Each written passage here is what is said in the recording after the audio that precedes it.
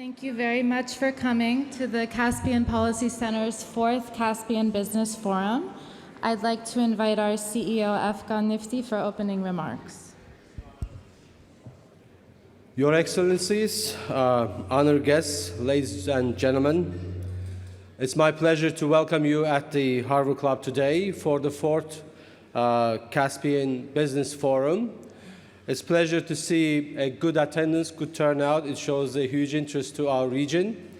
Once again, on behalf of the Caspian Policy Center and its board, I welcome everyone. At the 4th Caspian Business Forum, we are bringing together prominent voices in business, government, and academia to discuss new business challenges and opportunities in the broader Caspian region. I want to take a moment to thank many embassies present here and our friends in the U.S. government for their support for this important event taking place on the margins of the United Nations General Assembly and the first ever summit of Central Asian states with the President of the United States.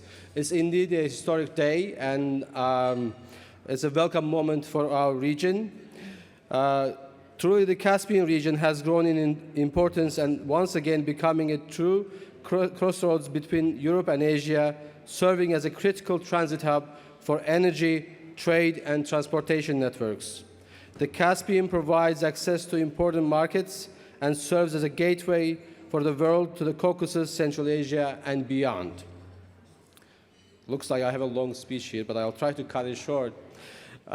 In light of the prevailing security challenges confronting the region, the significance of cooperation and mutual support between the Caspian region countries and their global partners cannot be overstated. A number of factors underlie the historic increase in regional cooperation, including the impact of COVID on economies, the withdrawal of U.S. forces from Afghanistan, and also Russia's aggression and continued invasion in Ukraine. Each of these issues has contributed to an imperative for the countries of the Caspian region to think more broadly and explore new areas of cooperation. Post-COVID economies need to increase trade and reestablish disrupted supply lines. The changing situation globally and regionally is requiring a lot of strategic steps from the region. Also, Russia's unprovoked invasion of Ukraine and accompanying international sanctions have disrupted regional economies and traditional trade routes. As a result, there has been a notable increase in intra-regional engagement at both government and business levels. Fostering collaboration, solidarity among the Caspian region countries and their international allies becomes increasingly crucial to address these complex issues and promote stability in the region. In the areas of connectivity and trade, Trans-Caspian Corridor has become an increasingly important and viable alternative to the standard routes via Russia and other areas. Cargo shipments along the Middle Corridor increased investments in rail and shipping capacities create the potential for Middle Corridor to become a timely and cost-effective multimodal transit route bypassing Russia and Iran. New infrastructure projects will have further positive impact on the economic prosperity of the entire Caspian region, as well as increase the connectivity among the countries of the region, which is currently considered to have one of the world's lowest mutual trade levels. In 2022, a very interesting number, for the first time ever, the collective GDP of the Caspian region was over $500 billion. It's not including Turkey, by the way, and 18% increase compared to 2021. With the reoriented trade portfolios that go through Caucasus and Central Asia from China to Europe, a number of new foreign direct investments in the new growing trade and transit patterns. Upgrades to soft and hard infrastructure are enhancing the prospects for export of economies on both sides of the Caspian. Last year, the region saw a significant bounce back in FDI, and some countries in Central Asia and South Caucasus even saw record-setting investment levels. Investors from the West and Gulf countries have increased their Caspian engagements, while investments from China and Russia have reduced in size and focused primarily on smaller infrastructure projects. This shift indicates a broadening global interest towards the Caspian region export economies, confirming its role as an alternative to Russian exports. In the energy sector, we have also seen countries in the region diversifying their hydrocarbon export routes through the Trans-Caspian route. Earlier this year, Kazakhstan and Azerbaijan reached an agreement envisioning the annual transit of 1.5 million tons of Kazakh oil through the Baku-Tbilisi-Ceyhan pipeline. Additionally, Turkmenistan signed the first-ever deal to supply natural gas to Europe via Turkish and Azerbaijani energy infrastructure, further optimizing the Trans-Caspian corridor that can facilitate both Europe's and Caspian region's goals of diversifying energy supply routes. As for renewable energy sources, the Caspian region also possesses great potential. It is ranked second in the world for its wind energy potential. In the last several years, there has been an increase in investments in renewable and nuclear energy infrastructure, with investors having shown continued interest in developing the region's promising renewable potential. Taken together, these changes point to increased cooperation between countries within the Caspian region and a variety of lucrative business opportunities that were unimaginable only a few years ago. We at the Caspian Policy Center look forward to continuing to providing timely and critical insights on issues and events across the region. Tonight, it's our pleasure to bring this distinguished audience together for the 4th Caspian Business Forum. I want to once again express our gratitude to honored guests, our partner embassies, and also our sponsors, BP and Turkish Airlines, for providing important support. Thank you for your enthusiasm and ability to participate in today's discussions. Thank you so much. Now I'd like to introduce our keynote moderator, our board member, Ambassador Richard Hoagland, to the podium. Thank you.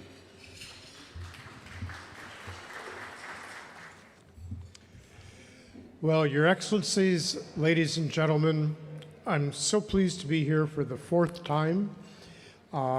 We've watched things change rapidly in the world. We've watched things change even more rapidly in the region. We know that there are a lot of unfortunate things going on right now. We know that there are people who are losing their lives, but there are also people who are building for the future. And I hope tonight that we focus on building for the future.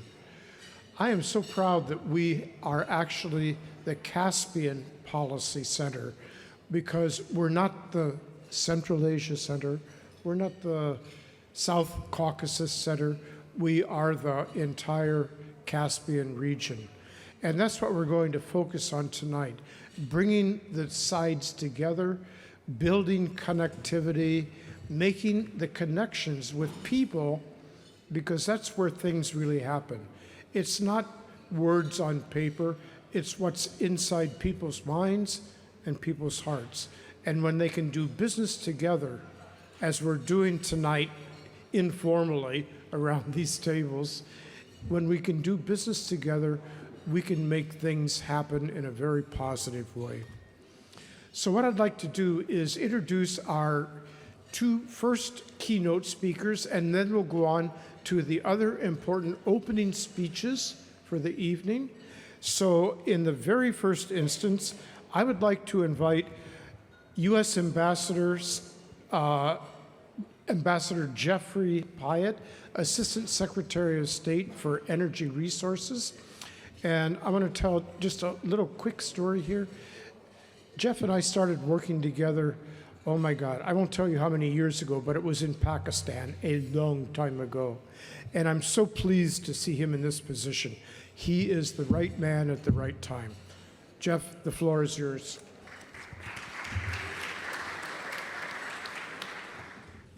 Thank you very much, Dick, Ambassador Hoagland. I will just say that when we started working together, it was the previous century, and I'll just leave it at that.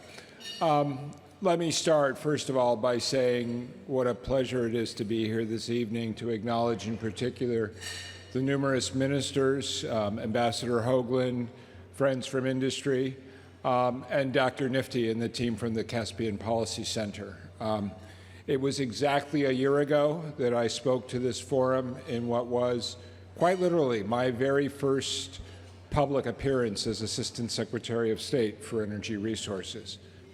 And it's a great honor to be with you again this evening, but especially so to be speaking on the heels of a really historic and unprecedented summit meeting which happened earlier today between President Biden and the leaders of the 5 Central Asian states. I was saying to Foreign Minister Umarov, we worked together a decade ago when I was the Principal Deputy Assistant Secretary for South and Central Asia, and Secretary of State Hillary Clinton led the effort to establish the C5+1. But if you were to tell me at that time that we would be sitting here in New York with the 6 presidents all together working cooperatively on critical global issues, people would have said you were crazy. And I'll have a little more to say about that in the later part of my remarks. The year since I last spoke to this forum has been one of extraordinary developments in global energy markets, a reshaping of global energy markets, but also an astounding transformation of the U.S. energy system. And I think those two stories are complementary. They have really defined my tenure as Assistant Secretary, but they also create the setting for the partnership that President Biden was seeking to accelerate in his interventions today. It has been just a little more than a year since the passage of our Inflation Reduction Act, the IRA, and we're already seeing the transformational benefits across the United States in terms of an acceleration of innovation and investment across the U.S. energy system to make it more sustainable and to address the needs of the climate crisis. The IRA is supercharging clean energy development and has already produced an estimated $240 billion in new investment and the creation of some 170,000 new clean energy jobs. But the benefits of this legislation are not limited to the United States, and I see that everywhere I go in the world in my role as Assistant Secretary. The IRA is promoting friendshoring and diversification of supply chains that provide global benefits for our partners, including those across the Caspian region. The climate crisis is forcing nations around the world to re-examine their dependence on fossil fuels, as climate change is leading to more and more extreme weather events, as evidenced by the disasters we have seen around the world over the past year. We also are continuing to work through the ramifications of Russia's brutal and illegal war against Ukraine, which has dramatically reshuffled global energy markets in response to Putin's efforts to weaponize Russia's energy resources. Over the past year, we have witnessed Moscow's systematic, barbaric targeting of Ukraine's energy infrastructure, giving new meaning to the concept of weaponizing energy. Putin aimed to cut off access to power, water, and heat, trying to reduce Ukrainians' resilience and determination during the cold winter, and to achieve with attacks on the energy sector what Putin's armies have failed to achieve on the battlefield. These attacks were painfully successful, but they were not successful in advancing Putin's strategic intent.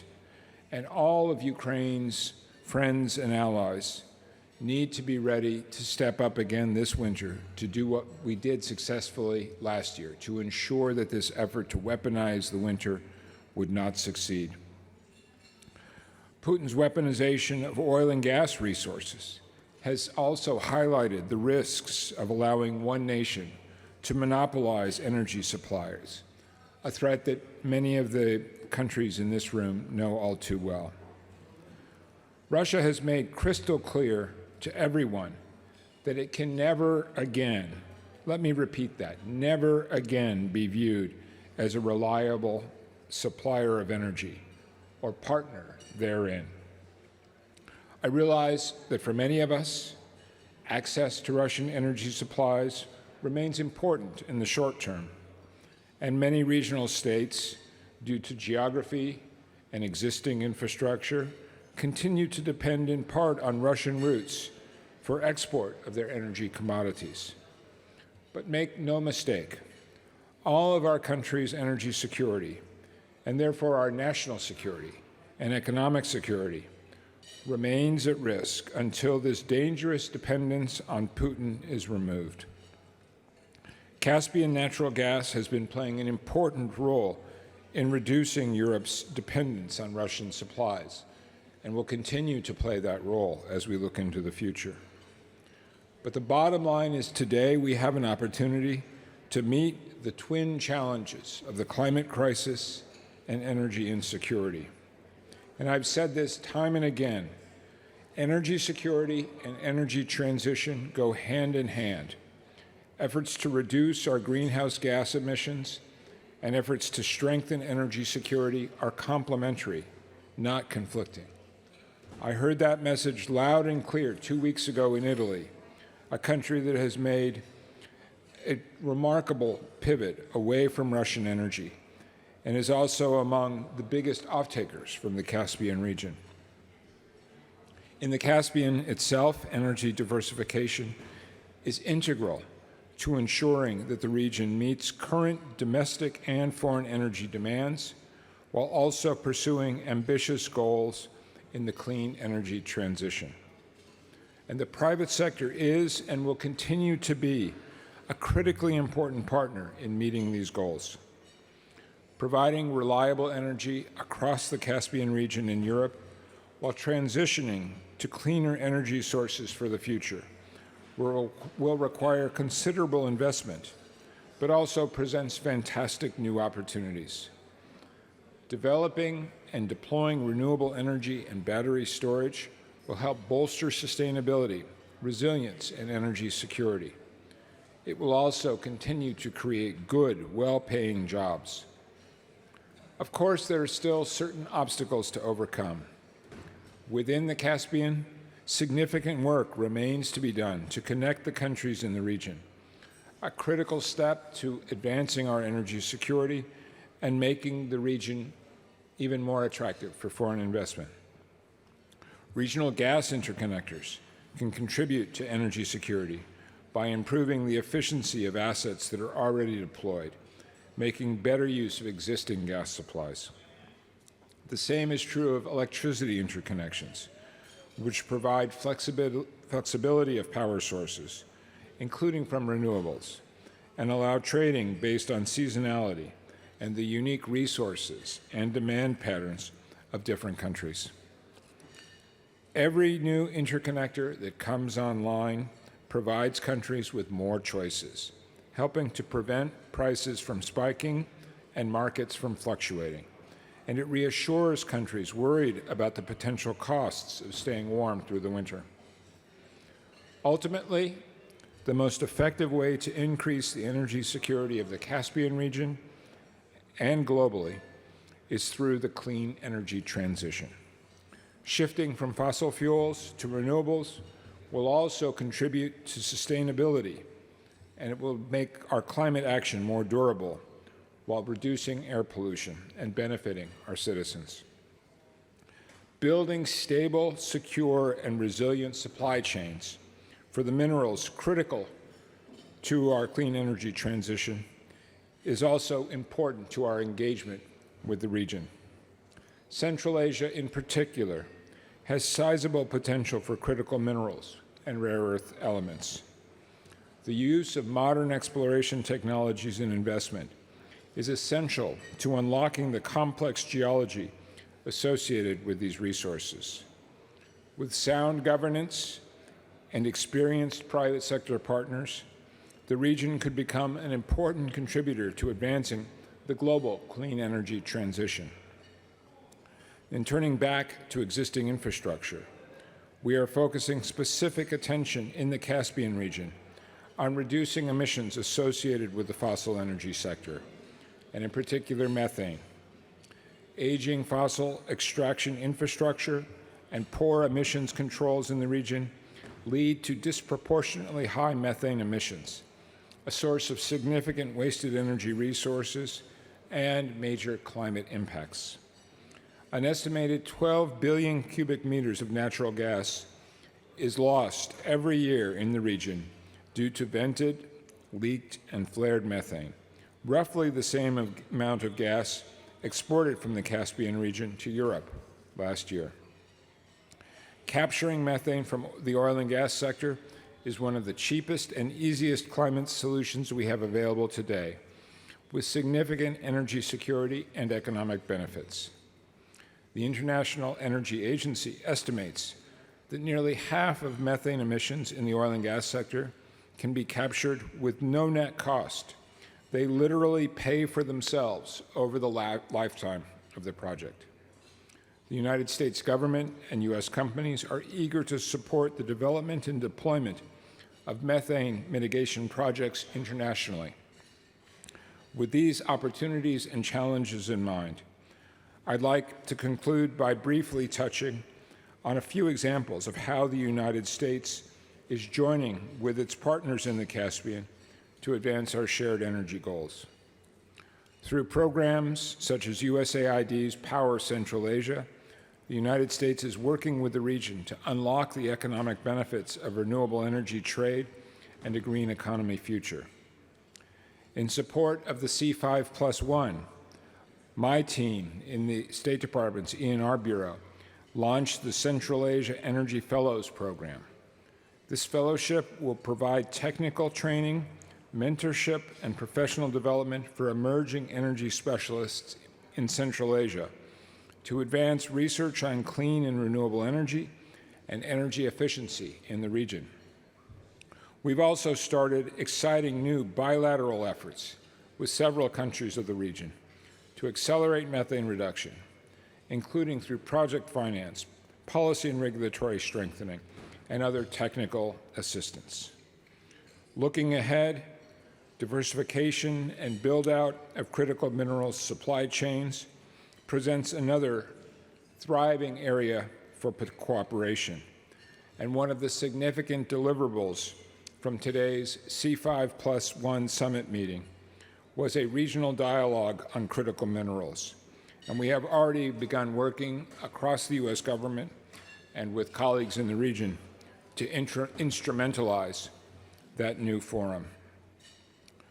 Through its membership in the Minerals Security Partnership, which now includes 13 countries in the European Commission, the United States aims to facilitate public and private investment in mineral opportunities across the full value chain that adhere to the highest environmental, social, and governance standards. Future projects in the Caspian region, potentially in cooperation with MSP partners, could help to diversify global critical mineral supply chains so we do not remain dependent on a single country for supplies and processing.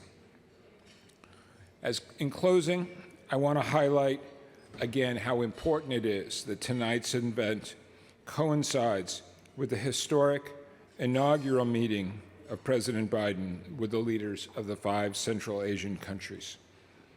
Through this elevation of the C5+1 format, we seek to demonstrate to our Central Asian friends that we are a uniquely reliable partner, not by imposing our own interests or approaches, but by listening to the region, listening to your government's priorities, and working collaboratively towards shared economic, energy, environmental, and security objectives.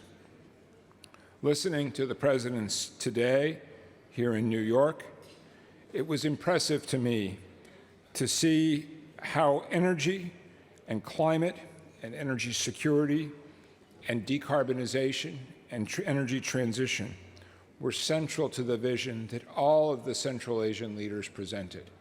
It was a perfect synergy with the priorities that President Biden sought to advance.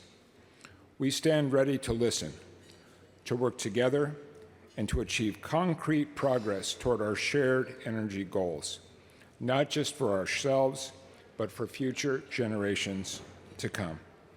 Thank you again for welcoming me to this important conversation, and I look forward very much to the discussions to come and building on the terrific momentum we enjoy out of President Biden's initiative today. Thank you very much.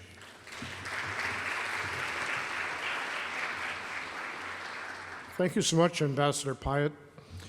We're going to move on. We've got an evening to come yet. Many people have many important things to say, and I'm going to invite to the podium right now for another keynote speech Ambassador Umar Aliyev, Secretary General of the Organization of Turkic States. Now, I'm sure that all of you know the Organization of Turkic States, but let me say there are many people, both in Washington and around the world, who are unfamiliar with this organization, and they shouldn't be. They should keep their eyes open. They should watch what is happening under the leadership of our speaker, because this is becoming a very important regional organization, and I'm so pleased that Ambassador is willing to give us a few moments of his time this evening. Ambassador, the floor is yours.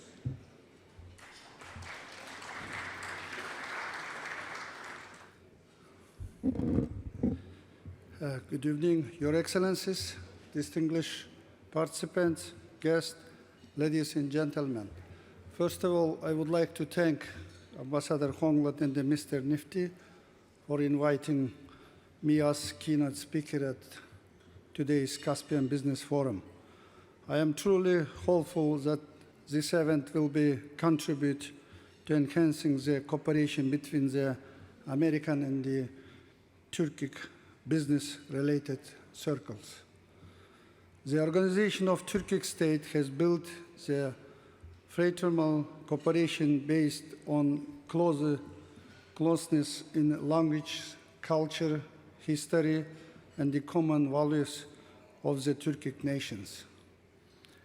It became a unique international regional organization among the Turkic countries and beyond.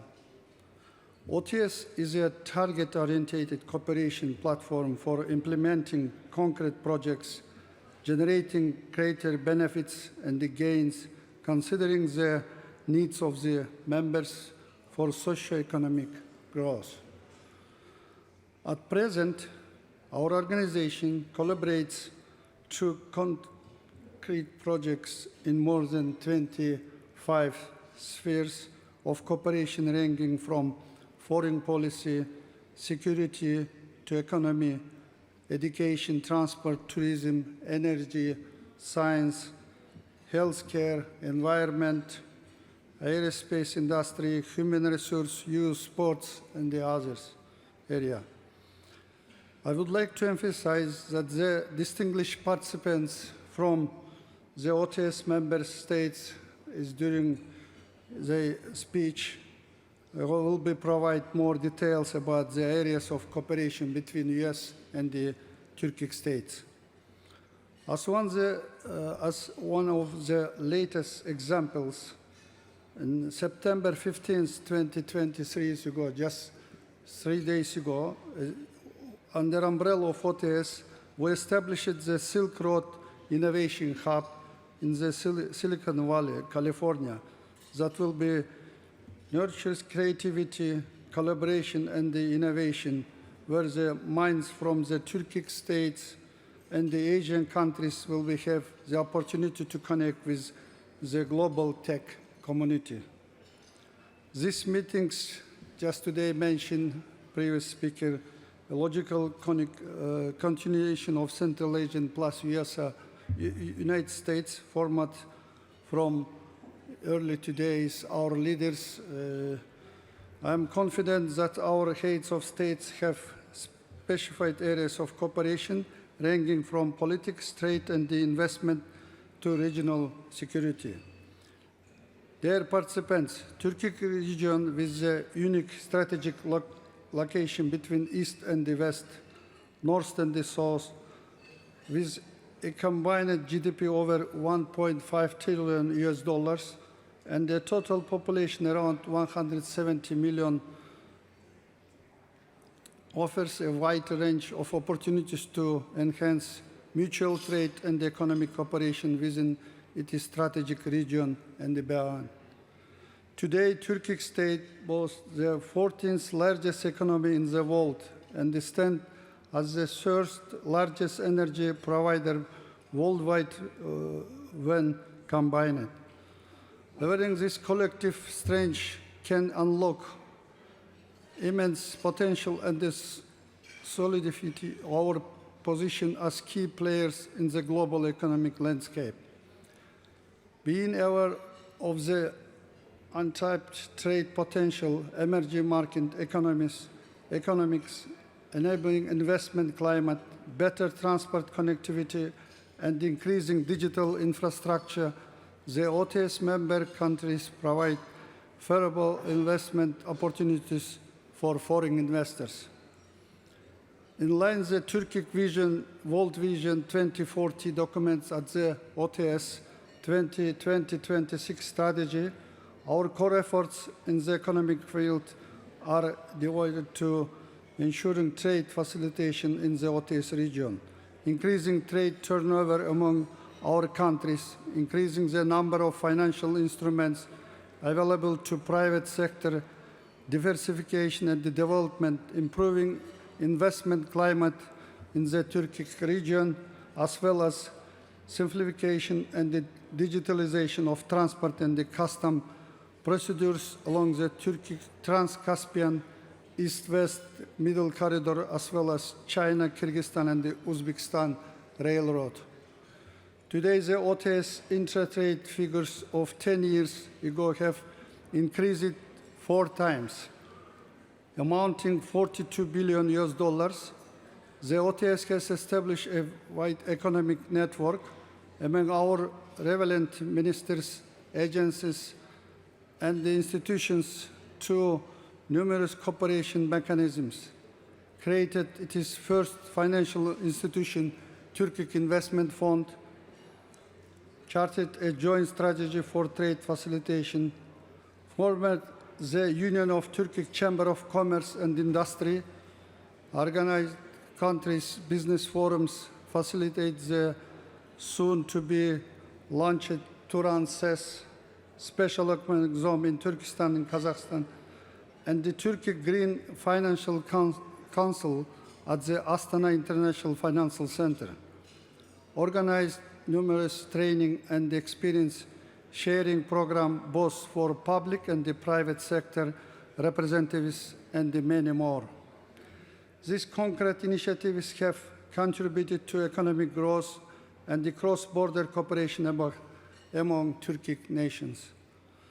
Moreover, completing the ongoing negotiation of Digital Economy Partnership Agreement and the launching discussions of the OTS Free Trade Agreement in Service and Investment are at the forefront of our agenda before the 10th anniversary summit to be held on November 3 in Kazakhstan. At the same time, the Turkic countries play quite an important role in ensuring the energy security in Europe and Central Asia, including implementation of projects such as Trans-Anatolian Natural Gas Pipeline, Trans-Adriatic Pipeline, construction of Kambarata Hydroelectric Power Station in Kyrgyz Republic, implementation of alternative energy projects, and the others. Here I would like to emphasize that Kyrgyzstan, for instance, uses only 12% of its hydroelectric potential, which makes this area of industry quite attractive for foreign investors. Distinguished guests, in conclusion, today, as you all know, due to the geopolitical rivalry and the ongoing Russian-Ukraine war, the Trans-Caspian International Transportation Corridor, also known as Middle Corridor, that passes through our member state has become a critical and strategic passage for the transit of goods, including oil and gas, for the regional and the global economy. Our organization, OTS, has been contributing to the realization of this grand project to this transport and energy ministerial meeting, working groups, multimodal transportation forums, and initiatives such as sister port projects. Thanks to efforts of our states, the Middle Corridor has begun yielding significant results, and thus the volume of freight transportation via this road has been increasing day by day. One of the milestone achievements in our transport and the custom cooperation are the agreement of establishing of simplified custom corridor and the agreement of international combined freight transport signed last year during Samarkand OTS summit. Ladies and gentlemen, taking this opportunity, I once more extend my thanks to organizer of this forum, and I am convinced that this sincere interaction will be result in the tangible results for the Turkic region and the beyond. On this note, I would like to wish all of you to fruitful exchange of opinions, and thank you very much for your attention.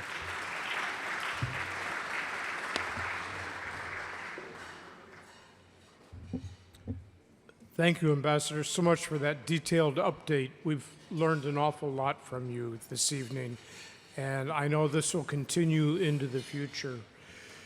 Ladies and gentlemen, Your Excellencies, we have a long way to go here. I'm going to ask that if our speakers could keep their remarks as tight as possible. I know that we're here to learn a lot tonight, but let's try to get things so that we get to the very top of what's most important, and we all learn from each other this evening. I'm going to call up to the podium next the Deputy Minister of Foreign Affairs of Turkey. That would be Deputy Minister Akçakpar. And I am so pleased that you're here this evening. We have a lot to learn about how Turkey sees this entire Caspian region, because it's playing a leading role in the region. Sir?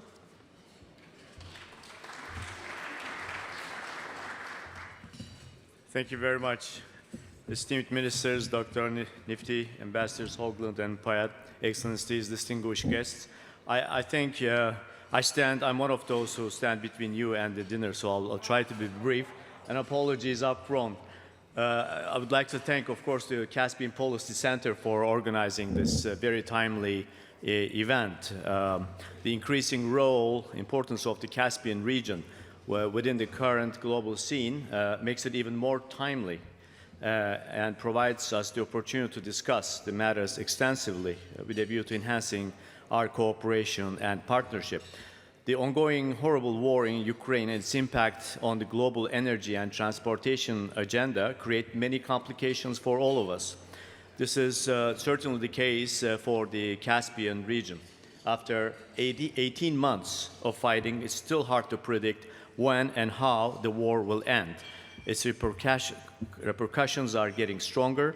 The war and disruptions in supply chain have greatly affected the global energy landscape. A strategic rift has emerged or deepened between Europe and Russia, and the United States and Russia. And it seems that it's going to stay with us for some time to come. Uninterrupted, affordable, and sustainable energy supply has become the main priority for all of us. As the global energy landscape is undergoing such fundamental change, now is the ideal time to move forward with new projects and new vision in the region. We advocate a closer cooperation and dialogue between producer and consumer countries. Turkey is open to developing new projects, including in the field of renewables, with our partners on the basis of our common interests.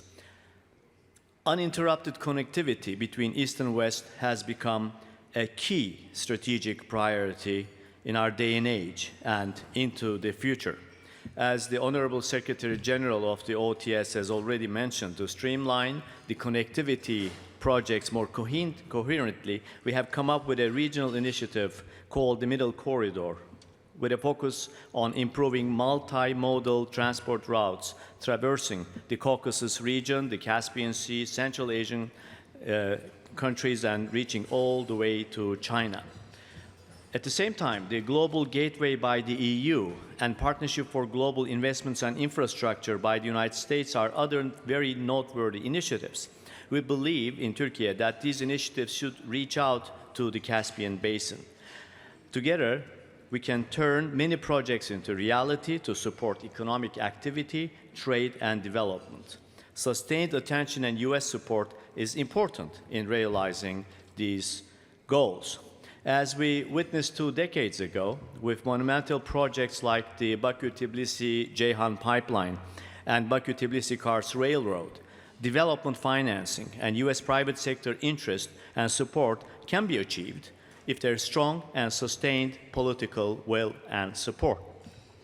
Of course, the Caspian Basin cannot be considered separately from Central Asia.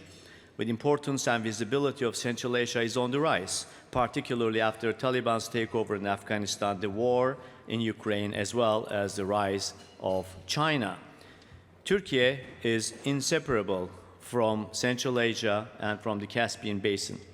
We share cultural, linguistic, and kinship ties with the countries in the region. Our agenda of cooperation is flourishing. Turkey spares no effort to boost region's connectivity with the rest of the world. The Middle Corridor and, of course, the Baku-Tbilisi-Kars Railway are essential components of this connectivity vision. In addition to bilateral relations, we closely engage with the Central Asian countries through multilateral platforms, including, of course, the Organization of Turkic States, the OTS, an organization of growing importance in the 21st century. Through OTS, which is an excellent example of regional ownership, we work together on enhancing regional connectivity and accelerating economic integration and sustainable development, the theme for the United Nations General Assembly this week. Turkey also encouraged pragmatic partnerships between the OTS, including the new investment fund, and our transatlantic partners in governments and the private sector. Before I conclude my speech, let me remind that for a long time, we have all been talking about the potential and strategic importance of the Caspian region in different platforms.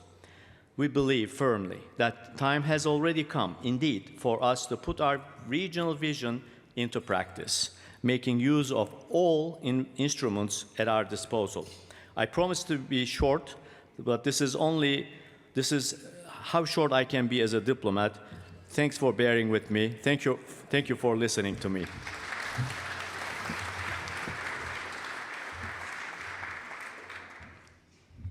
I really appreciated that last comment, Ambassador. We all know what it's like to serve our countries as diplomats, as leaders of industry, and we know how tired we can get listening to people chatter on and chatter on. But let me tell you, we meaning the Caspian Policy Center, we are not trying to rank people by who we put in order. We're ranking people, changing constantly here tonight because of other responsibilities that they have. Some are going to have to slip out and go do other important meetings too. So we are extremely grateful for every one of you who are willing to put up with the way that we are running this program this evening. We have another important speaker coming up here. Our next speaker is going to be, if I'm not mistaken, the Deputy Minister of Foreign Affairs of Azerbaijan, Elnur Mammadov. Sir, are you here?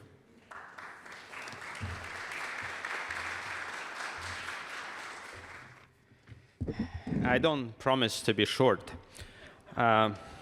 distinguished participants, ladies and gentlemen, I would like to extend my gratitude to the Caspian Policy Center for hosting the 4th Caspian Business Forum, which is a welcome and dialogue platform to engage with the strategic Caspian and Central Asian region and to learn about rising business and investment opportunities. We continue our work with our partners in fostering better connectivity in the region via improved infrastructure and digitalized transport corridors, facilitate transit and eliminate the regulatory and procedural barriers to transport and trade. New cooperation formats in close cooperation with Central Asian states and Turkey was established to ensure sustainable connectivity and to develop Trans-Caspian East-West Middle Corridor that we've heard about today already as a viable and safe alternative for the traditional routes. Through the backbone railway line Baku-Tbilisi-Kars, Baku International Sea Trade Port, and an investor-friendly Alat Free Economic Zone in Azerbaijan, we continue practical contribution to the development of the Middle Corridor, as well as north-south, southwest, and other trade routes. Today, we are working with our partners from Romania, Georgia, and Turkmenistan for establishment and operationalization of the international transport route Black Sea-Caspian Sea, and are ready to embark on negotiations with relevant working group. I should note that in general, transit flows via Azerbaijan increased by 75% last year in light of the situation in Ukraine. Opening of all communications will contribute further to sustainable peace and stability in our region and significantly boost trade and transportation. A forefront initiative in this sense is Zangezur Corridor. It holds potential for enhancing better connectivity within the Middle Corridor, and after the commencement, the volume of transit may increase by 5 to 8 million tons a year. By the way, the Zangezur Corridor is a corridor that would connect mainland Azerbaijan to its autonomous republic, Nakhchivan Autonomous Republic, and would allow shipment of goods from Azerbaijan to Turkey to Europe, and would be an important part of the Middle Corridor. The other important project that I would like to highlight is Digital Silkway, which will develop the region's digital ecosystem and improve access to various digital services for 1.8 billion people in the Central and South Asia regions. We commend the launch of a joint venture, Caspian Fiber Optic Company, between relevant operators of Azerbaijan and Kazakhstan, marking inception of construction works. Investors are always willing to invest in stable, resilient, and sustainable regions. The end of the 44-day war in 2020 has opened perspectives for normalization process between Azerbaijan and Armenia on a basis of mutual respect for the sovereignty, territorial integrity, and inviolability of borders of each other. On the other hand, it has paved the way for post-conflict reconstruction and rehabilitation of the conflict-affected territories of Azerbaijan, and reintegration of ethnic Armenian residents of the Karabakh region of Azerbaijan into our political, economic, and social domain. We as a government have launched the large-scale rehabilitation and reconstruction works in the liberated territories. In fact, by now we've spent something around $7 billion in investments in those areas. Most of them are greenfield investments because those areas were obliterated. The infrastructures, the private dwellings, the public premises were unfortunately obliterated during the years of occupation. So we built 2 new airports in those areas, and we're about to complete the 3rd airport in a year to come. And we've also declared as a government those areas as a green energy zone. We are introducing smart cities, smart villages, and we also commit ourselves to net zero emission zone in Karabakh by 2050, and believe this will transform this area into one of the leading, developed, and in the meantime, the cleanest regions of Azerbaijan.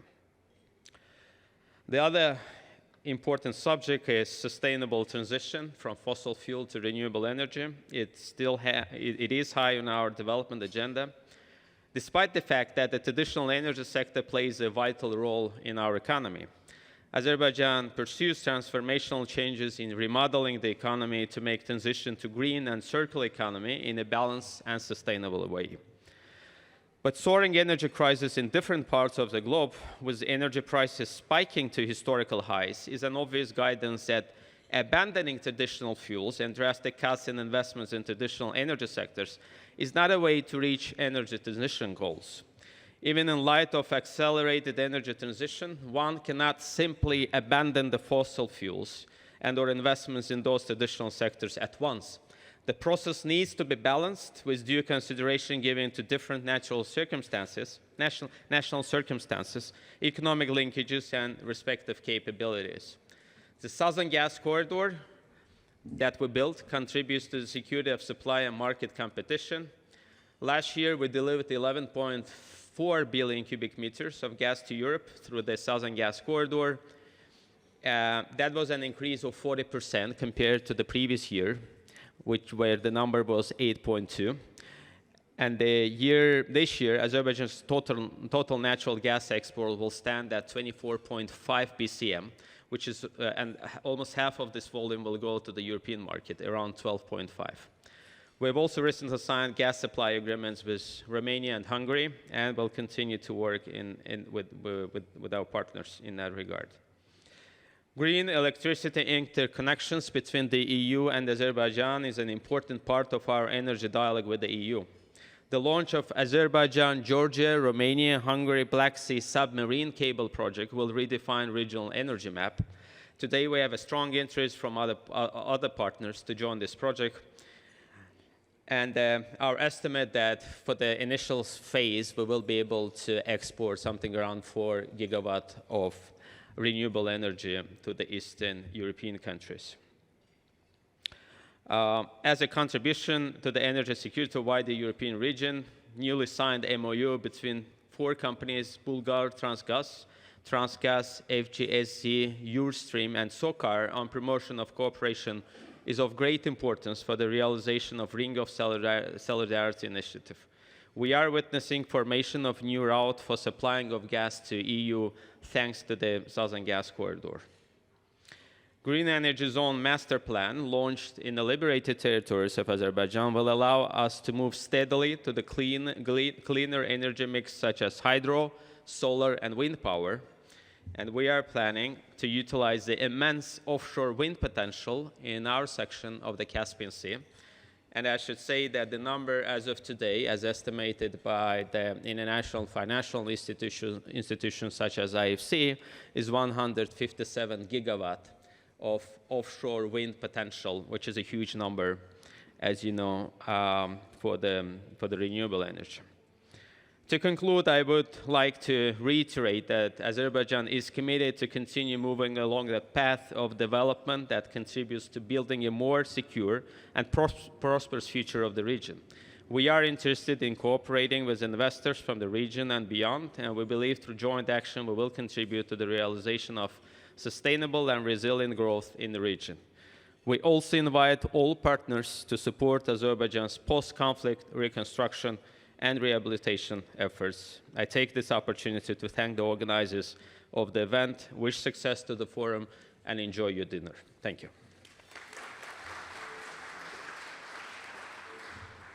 Thank you, Deputy Minister. Those details made it clear to everyone here tonight what important things are happening in this entire region. There's so much going on, and it changes day by day. And it's important that we all listen closely so that we understand and pass this on for others who are maybe not watching as closely as possible. So in arguments and discussions that we have, we can say, yes, but, and you can quote the things that we're hearing tonight. That's what makes this important. I'm going to move on rather quickly here. We have another important speaker, and that's going to be First Deputy Minister of Foreign Affairs of Georgia, Darsalia, and we are eager to hear what you have to say. So the floor is yours.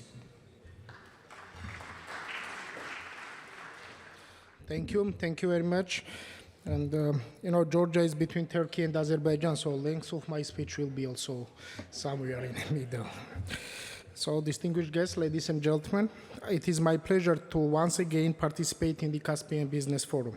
I would like to thank the Caspian Policy Center for the opportunity to address Georgia-U.S. robust strategic partnership, the United States engagement in the Caspian region, and future priorities of our cooperation against the backdrop of challenges we face today.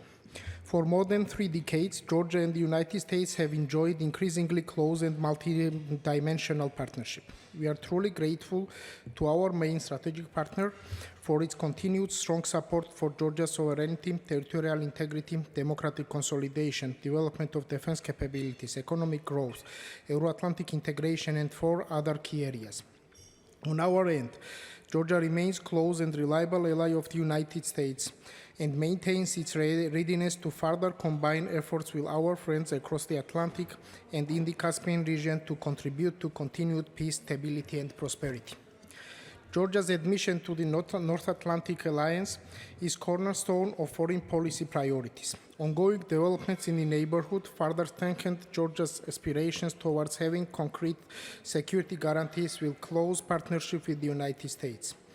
Amid Russia's unprovoked and unjustified war of aggression against Ukraine and its global impact and consequences for the wider Black Sea region, we look forward to the United States' more active engagement in the region, including through boosting investment and strengthening economic and trade ties.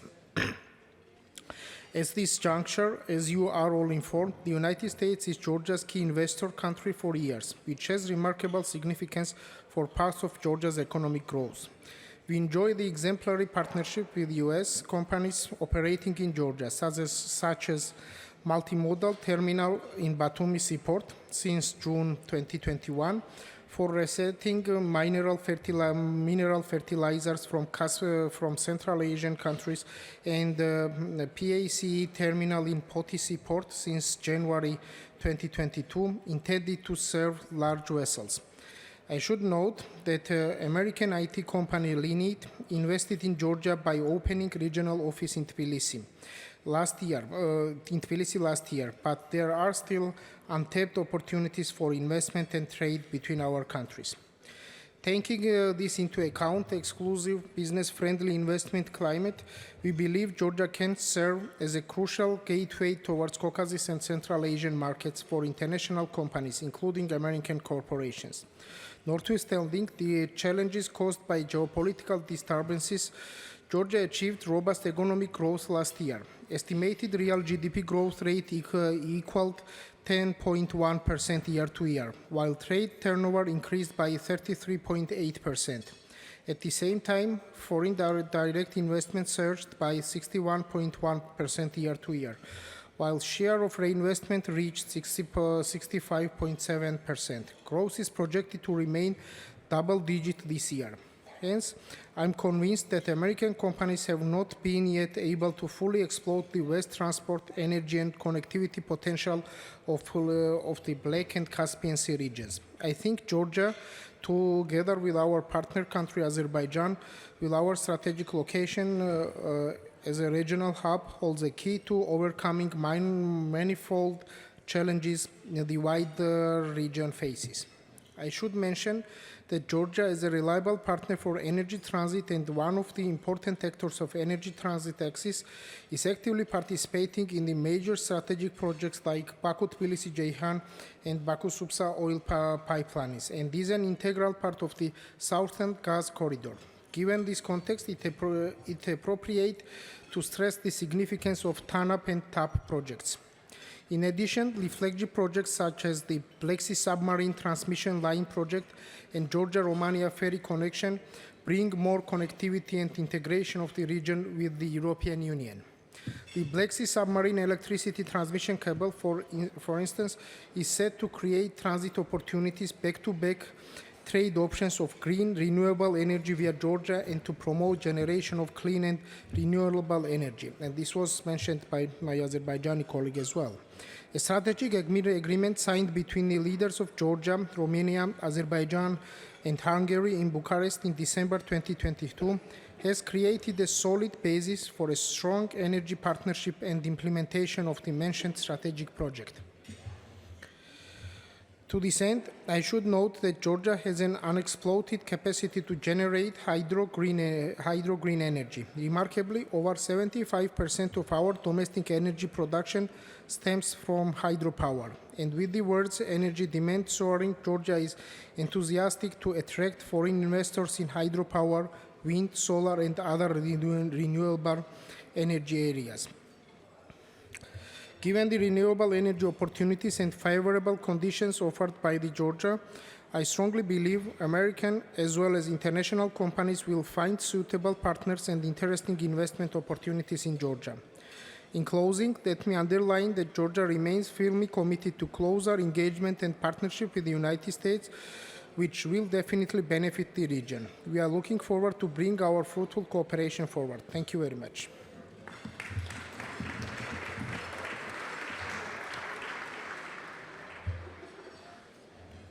Once again, we learned important details. Thank you so much for those comments. Now, to close out the initial part of this evening, we have a phrase in English, last but not least, and that really pertains this time, because I want to introduce to you someone who has some very important things to tell us, and that is going to be Chairman of the Investment Committee of the Ministry of Foreign Affairs of Kazakhstan, Ardak Zebyshev.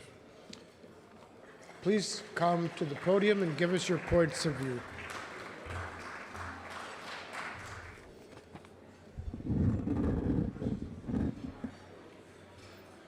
Dear friends, dear excellencies, distinguished guests, first of all, I also would like to thank Dr.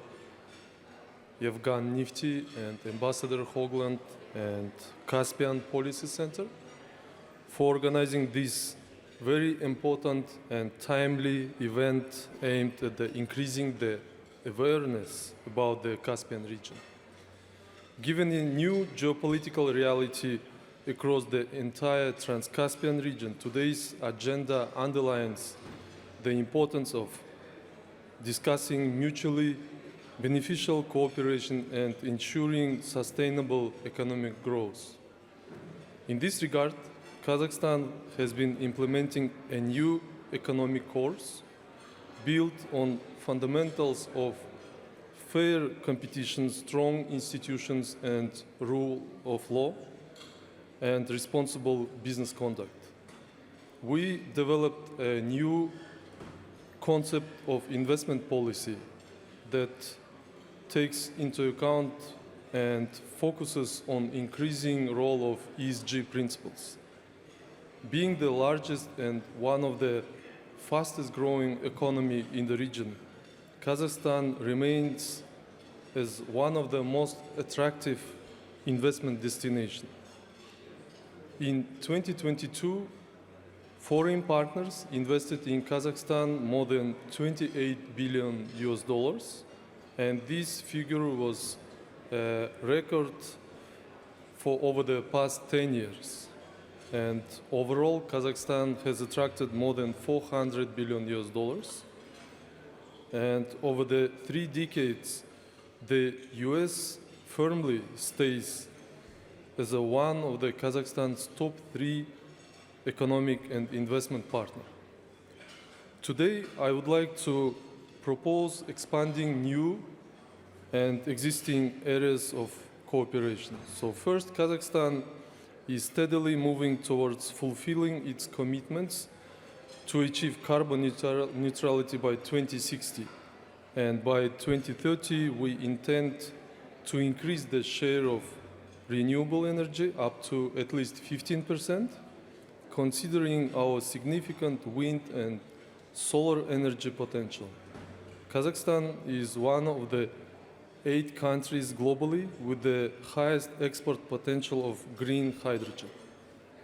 Second, Kazakhstan has a vital interest in developing vibrant partnership in the field of agriculture, especially in the processing of agricultural products, and our country has the potential to be an influential player in the global grain economy.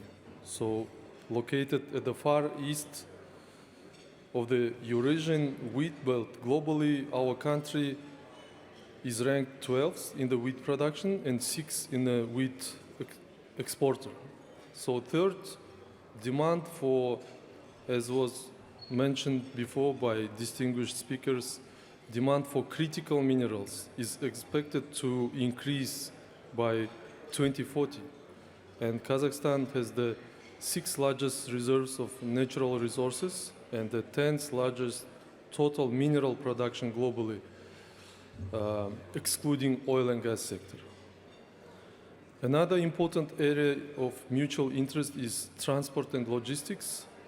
Given the current geopolitical challenges, Kazakhstan is diversifying and expanding its transit, transport, and logistics capabilities. We have worked out optimal transportation routes to the Middle East and to the Mediterranean region.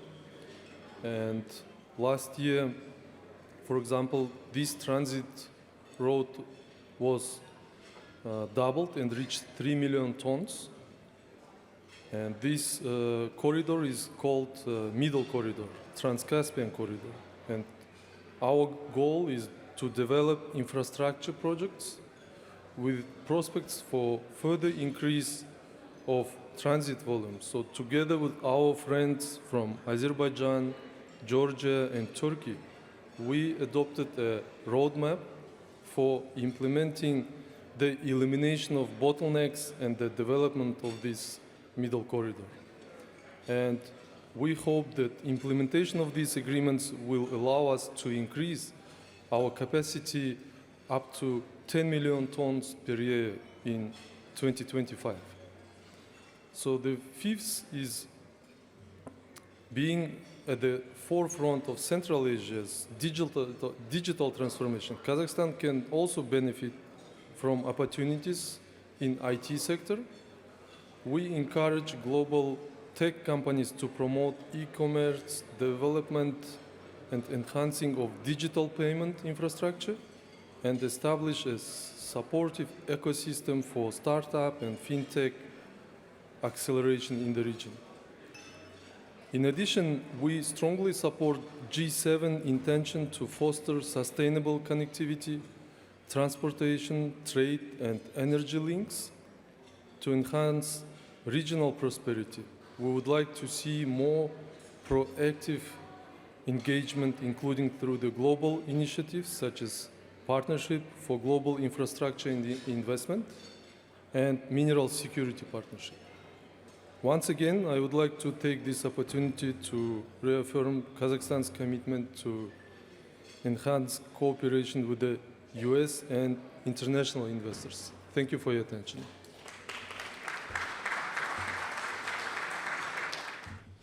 I think everyone in this room knows what Kazakhstan has achieved in the past.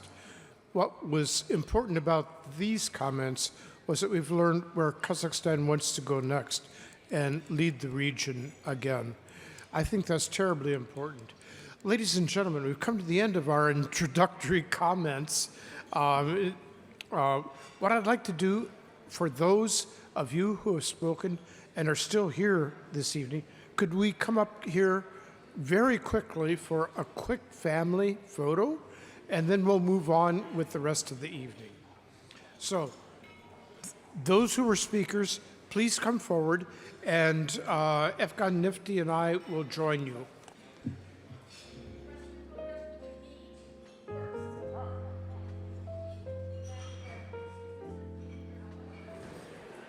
I am Rear Admiral retired Ron McLaren. I am a Caspian Policy Center board member, and I have the pleasure of introducing our next keynote speaker for a few comments.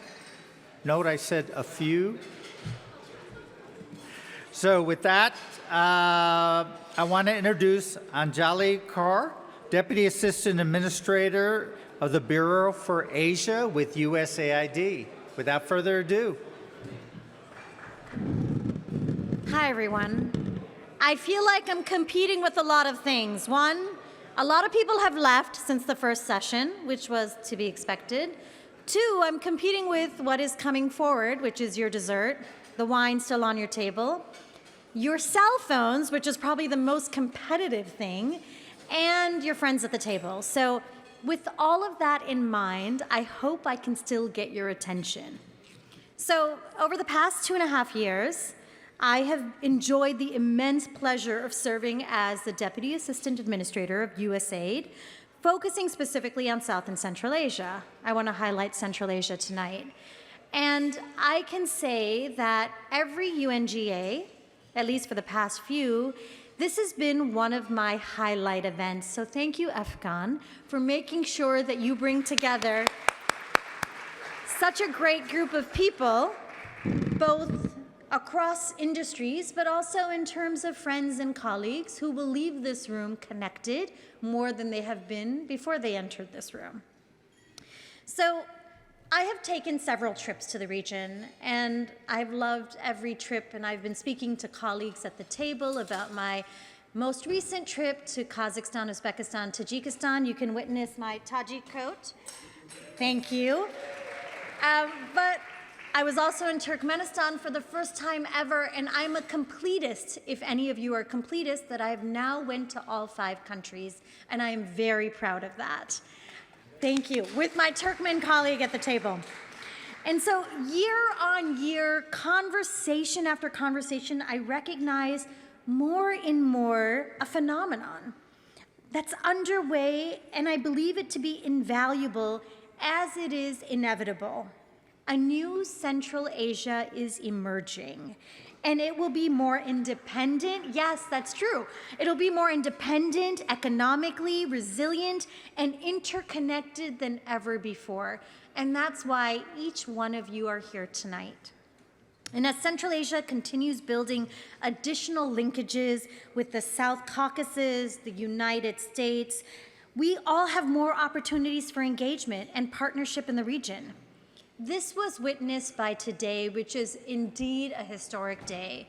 And I know that others before me have highlighted this, but to have our President of the United States meet with all 5 Central Asian heads of state, along with my very proud, I'm to say, Administrator Samantha Power, is a huge achievement for us. And so I feel like this charts a new way forward. I like whoever's clapping in the background. Thank you. So in our work is emerging proof point that development principles grounded in pluralistic values, good governance, and economic inclusion can deliver greater resilience, diversified economies, and sustainable trade-driven growth and employment. As many of you learned today, if you read the press release, our USAID Administrator Samantha Power plans to visit Central Asia next month to convene a C5+1 regional connectivity ministerial. This is going to discuss concrete actions to drive inclusive, sustainable economic development in the region. I can't overstate how critical an opportunity this is for us to chart a course towards concrete actions that drive inclusive, sustainable economic development across the entire region. We plan on using this time to address key issues related to expanding the region's export markets, promoting energy sovereignty, combating climate change, cultivating entrepreneurship, and preparing Central Asia's youth for the 21st century workplace. USAID will continue to use the C5+1 format as a critical platform to coordinate our efforts in tackling the most pressing development challenges of our time. We at USAID are asking hard questions about how to unlock the region's economic growth potential, including the proverbial Trans-Caspian corridor. I know a few people mentioned that already. A trade route echoing the ancient Silk Road and linking Central Asia and the Caspian Sea to Europe and global markets. Advocates believe that a strengthened Trans-Caspian corridor could breathe new life into the region's economy, promoting cross-border trade and generating new opportunities for direct investment and improved livelihoods. In order to succeed, however, local and national leaders will have to work together. We will need to tackle daunting administrative infrastructure and political obstacles to growth. And the region is vast and has equally vast infrastructure needs. So human capital is distributed sparsely. But despite all these constraints, we believe there is reason to be optimistic. So I want to give you a sense about what we are doing at USAID. We're partnering with Central Asia and the South Caucasus deeply to span more over the past 30 years in order to provide more than $21 billion to support the region's peace and security objectives and humanitarian priorities. And in the last 2 fiscal years alone, the U.S. has provided more than $90 million of congressional Ukraine supplemental funding to the South Caucasus and Central Asia to mitigate the impacts of the Russian full-scale invasion of Ukraine. So now we have a historic opportunity in front of us to continue supporting the region's economic development through increased trade and greater integration. With many leaders demonstrating an increased appetite for return and reform, we are adopting a more robust approach to the region's economic development goals.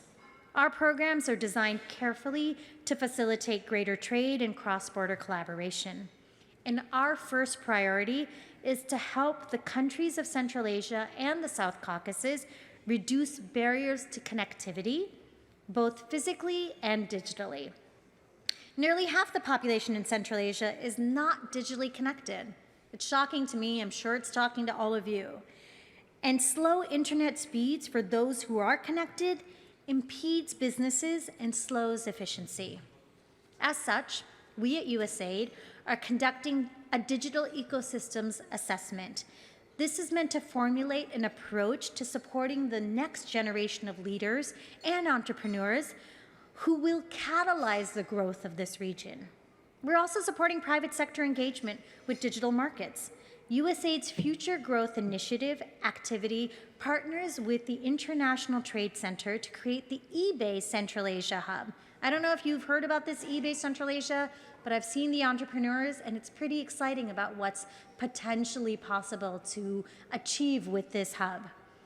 We have so far been able to train 131 companies from Central Asia to date to set up their online stores on the hub. But let's be clear, effective connectivity for all will require billions of dollars in public and private investments, openness to modernization, and improvements to regulatory frameworks in line with international best practices. So as this corridor that we speak of gains popularity, it is becoming prone to bottlenecks and delays. We are using this opportunity to gauge from current demand what might be sustainable and what might be done to unleash its potential. At present, USAID supports the region's private sector through the harmonization of customs and border procedures, increased public-private dialogue, and firm-to-firm connectivity. A prime example of this is USAID's Trade Central Asia program, which received an additional $15 million in this Ukraine supplemental that I spoke of to mitigate the trade impacts of Russia's full-scale invasion of Ukraine. I'm going to keep saying that phrase just so that we all remember it. Trade Central Asia is working to digitize key trade infrastructure from Central Asia to the Caspian, supporting the infrastructure, exchange of customs information, permitting and queuing systems for trucks at border crossings at the least. So lastly, we're advocating for greater intra-regional cooperation among Central Asian and South Asian countries. USAID supports the independence and economic and sovereignty integrity of the South Caucasus and Central Asian countries as a whole. And we're working to bring together trade and transit officials, shippers and facilitators in a whole-of-region approach. USAID is supporting this kind of cooperation to be able to help, for example, Kazakhstan and Azerbaijan introduce maritime single windows, to improve the ease of doing cross-border business strengthening economic linkages between these two countries. Ultimately, our hope is that international investors might view Central Asia and the South Caucasus as a market of over 100 million consumers that is well connected internally and is able to attract greater foreign direct investment. USAID has a number of programs working to promote economic growth in the region, and we're working to secure new assistance funding to further this really important work. We'll continue to stand firmly in friendship with the people of Central Asia and the South Caucasus as they chart their own paths forward. We look forward to continuing our work with the region's leaders in partnership, empowering them to unleash the formidable possibilities of regional connectivity to create a more prosperous, stable, and sovereign future. Thank you so much.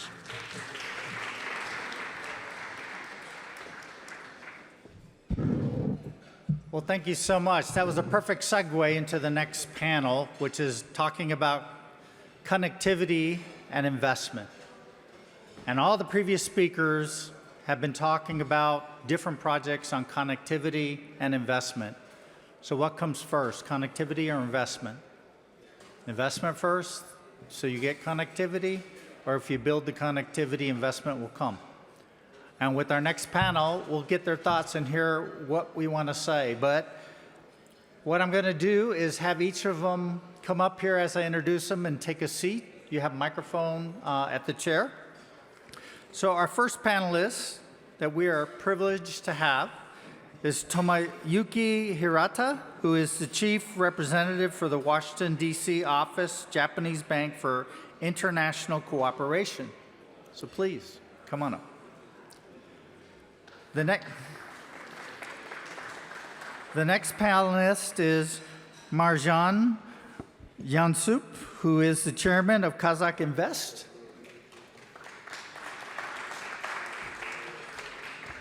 Our third panelist is Georgi Hosevanishvili, who is the deputy director general Batumi Multimodal Terminal. And our fourth panelist is Eugene Seyu, who is the Chief Operations Officer for Baku International Sea Trade Port. So they should be able to tell us all we need to know about connectivity and investment, especially the bank. So with that, we'll go in the same order. Start with your remarks. Can you grab the microphone?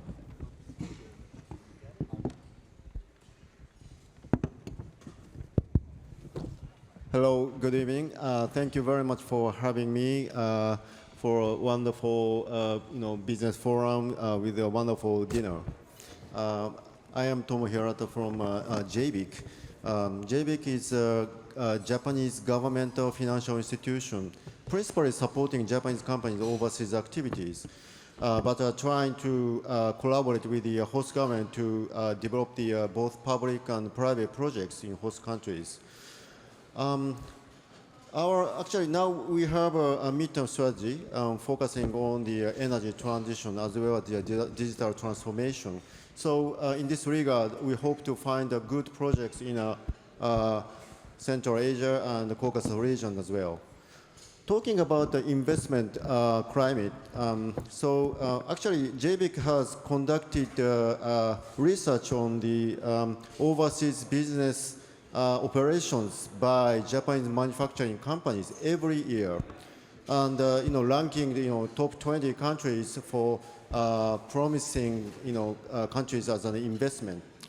Unfortunately, so far Central Asian countries and Caucasus region countries are not nominated at this moment. But encouraging thing is that now some countries have tried to make best effort to reform, investment climate, investment environment, such as, for example, ensuring freedom of foreign exchange, as well as the enacting PPP Act, and also protection against corruption issues. So Actually, under these circumstances, we, JBIC itself, has committed first project finance on for the gas-fired power plant in Uzbekistan. So where Japanese sponsors like Sojitz or Kyushu International has invested in. So we hope to increase such operations here in this region. And talking about the connectivity issues, yes, we pay great attention to the middle corridor because now for Japanese companies, diversification of supply chain is very important. So long as middle corridor can achieve, reducing cost and reducing lead time for transportation, that can be, those areas can be an alternative option for diversification of supply chain for Japanese companies. So we pay great attention to that. And the final one is I would like to mention about the energy transition.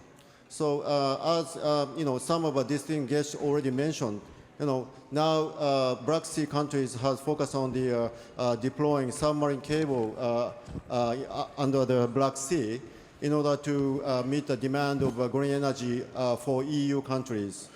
I was in Paris before I come to DC, and I have discussed with the host governments, in Eastern European region, for example. Some of them are still struggling for, reducing a dependence on Russia. They would like to deploy green energy more. So in this regard, deploying the green energy from Azerbaijan and Georgia is a very promising project. And all the EU also focusing on this project. So what I'd like to say is that the harmonizing, the concept by EU and by US, and maybe Japan can be also a supporter. So we should harmonize to collaborate, by financing those projects. Thank you very much.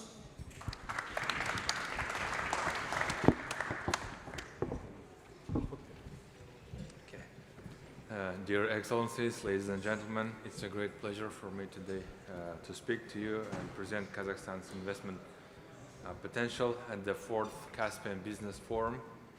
Let me express my gratitude to our long-standing and trusted partner, Caspian Policy Center, for their dedicated work and organization of this important meeting. So as an investment promotion agency of Kazakhstan,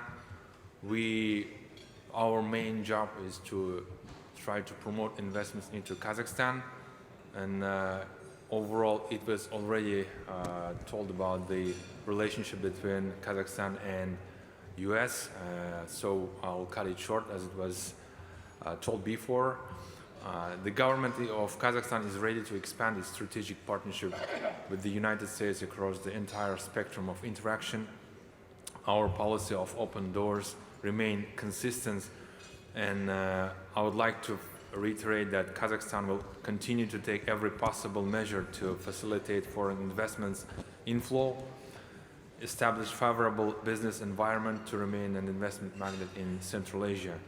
In particular, due to relocation of foreign businesses from our neighboring countries to Kazakhstan, we stand ready to provide a safe jurisdiction to American companies and their staff, while our economy is at a turning point between a resource-rich emerging market and one increasingly committed to innovation, services, and science-based activities.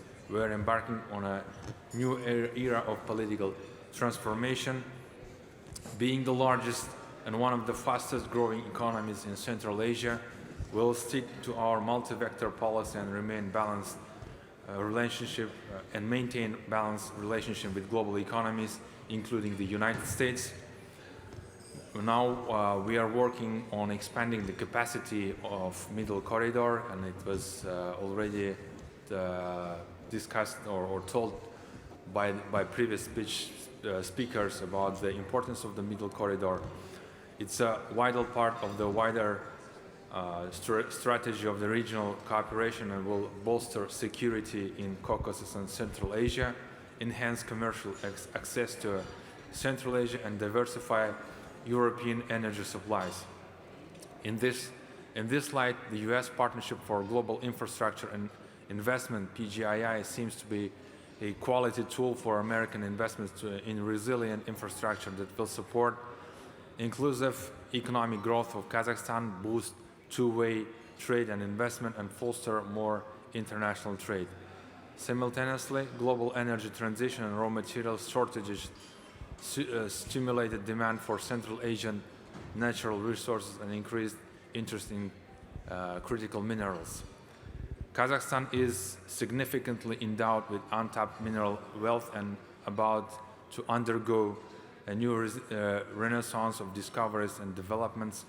We have recently established the National Geographical Survey and look forward to collaborating with American colleagues under the framework of the MOU signed during the Secretary Blinken's trip to Astana. We hope new engagements in rare earth metals exploration and development will bring a value-added production line to Kazakhstan for final product exportation. As a part of its digital policy, Kazakhstan introduced digital technologies and creates conditions for creating an ecosystem with specializations in GovTech, smart city tech, and fintech areas. We commend the interest of EPAM, Coursera, Microsoft, and Google in joining our efforts to enhance IT infrastructure and strengthen human capital in the region. Kazakhstan has always been working to enhance its investment climate, and now it's great momentum for investors to show their appetite for the country. In an increasingly polarized world, Kazakhstan often plays the role of a bridge of East and West and North and South. So in conclusion, I'd like to invite all potential investors to look at the opportunities in Kazakhstan. Thank you for your attention.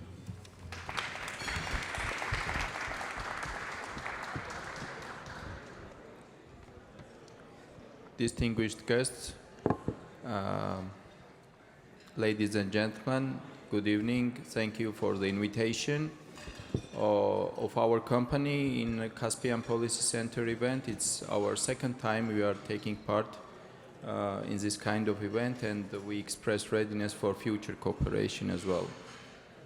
So we have heard a lot of good and interesting positions regarding the Central Corridor. And now I will speak more about the terminal I'm representing. Since we are new in the region, maybe not all of you have heard about the company. So the company was established in 2021, even before the Ukraine-Russian war. So it was a quite risky project, but I would say that now we can speak on success stories. So since 2021, when we were opened, the company has already transshipped around, let's say, up to 2 million tons of fertilizers.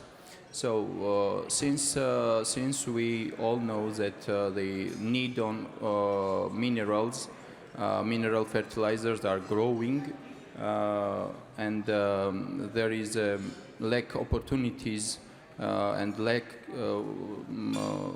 very low chances to transship them in a safest way. This middle corridor concept is getting more and more important. So we receive products from Central Asian countries like Turkmenistan, Uzbekistan, and Kazakhstan, and we receive them via Baku port, and we have very close cooperation with Baku. And then through our terminal, the fertilizers are delivered to various countries and various continents, starting from Africa to South American countries and European countries as well. So since we are talking about the importance of middle corridor, we have to take into consideration the importance of infrastructural development, which should be followed in the region.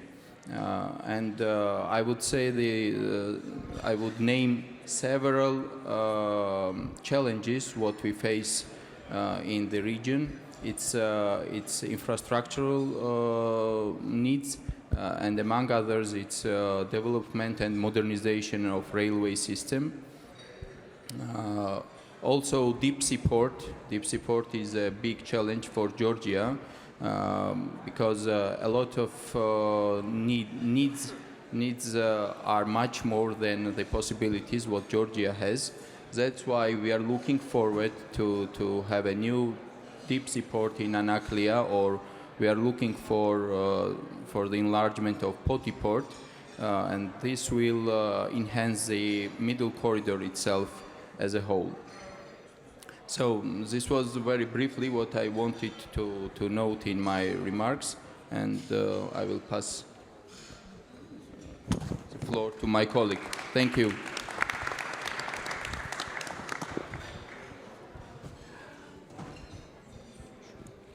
Thank you. It's a pleasure to be here to talk about issues about Middle Corridor.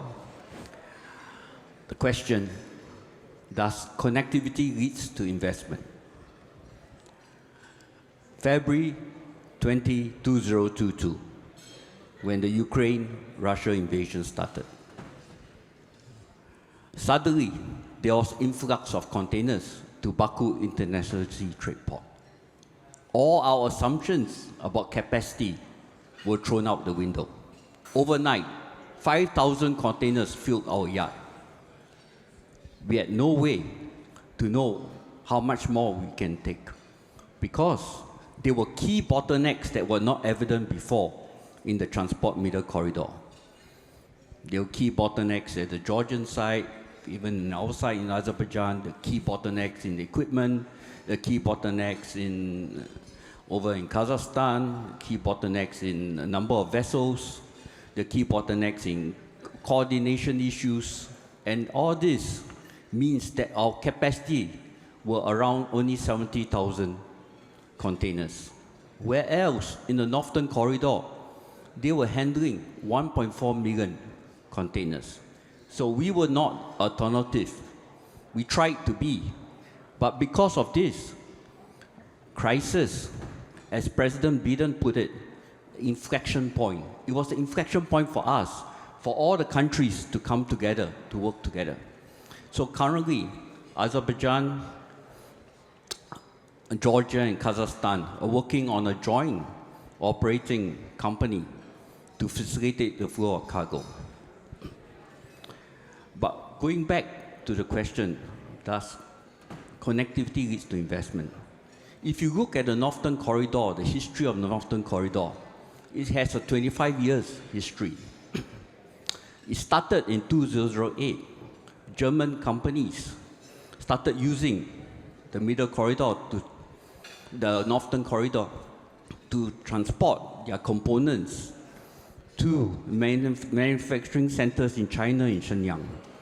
And after that, because of the success, it just took off. The western part of China became an investment hub for Western companies to invest. Their computers, Foxtron, and other components were manufactured there, which created a demand for the supply of transport services to link up the West and the East. So the Northern Corridor at that time was sustainable because of these investments in China, which created a demand for such transportation. Whereas in the Middle Corridor, it was a transport corridor, not so much as an economic corridor. Transport corridor in the sense that when the supply chain, maritime supply chain, started to ease off and started to improve itself, and cost of freight for moving cargo from China to Europe reached to its normalized levels, all the container flows started going back to the maritime route. And this year alone, in the first 4 months, we had a drop of containers because some of these containers were going back to the maritime route, which is more sustainable So the key word here is sustainability. Being a transport corridor and being termed the middle corridor as a transport corridor is not good enough. I think the countries of Central Asia, the governments of Central Asia realizes this. That's why the previous speakers had talked about investments, bilateral arrangements, trade agreements, and so forth. But to put this into practice, then one must own the project. Each country must own the project and know what it's going to do to establish this economic corridor. For Azerbaijan, we are going on an expansion. Right? Baku International Sea Trade Port will be expanding for phase 2 to handle additional 500,000 TEUs. This is our optimistic outlook because we believe in the scenario of debottlenecks, because that's the only way we can survive in this region is to have this economic corridor to promote trade and investment. So the question is, does connectivity lead to more investment? It does. It all starts with having an efficient transport corridor. So to do this, we have to, the word here is connect, we have to connect in all dimensions, right? The railways, the infrastructure, hard and soft infrastructure. I've not talked about digitization, and that's just equally important, because as we go about, as I'm speaking here and how work is going on in the middle corridor, everything is very manual, right? And this actually serves as a key obstacle in moving cargo from the west to east and east to west, right? But people has realized this, and there are so many organizations, as you heard, USAID, EU are working on digitized platform. When this takes off, it will align itself to the hardware infrastructure, and this will facilitate the flow. Okay, thank you.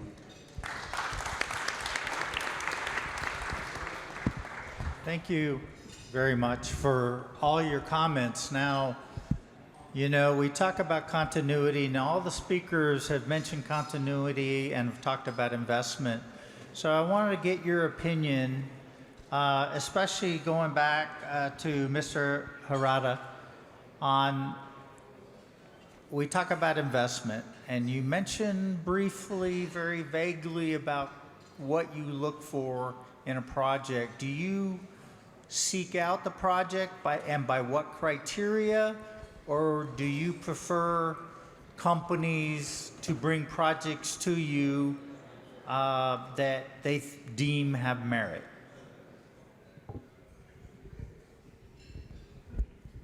Well, we can support both public and private projects, but actually we are not an aid agency, so we provide a loan on a quasi-commercial basis.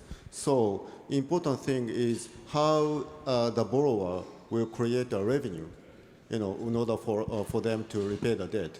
But so long as they can do that, so we can, you know, consider financing to the corporates, governments, as well as the joint ventures that promote the, for example, IPP projects or PPP projects. So in that case, we can consider, you know, project finance on a limited recourse basis. So, and as for the criteria, actually, we are open to, you know, every connectivity project, as well as the, you know, energy connectivity as well. So, sorry, we are open to the discussion, but yeah, so that's myself. Okay, thank you. So for the other three panelists, we talk about investment and attracting investment. In your opinion, what do you feel should be the split between private and public investment?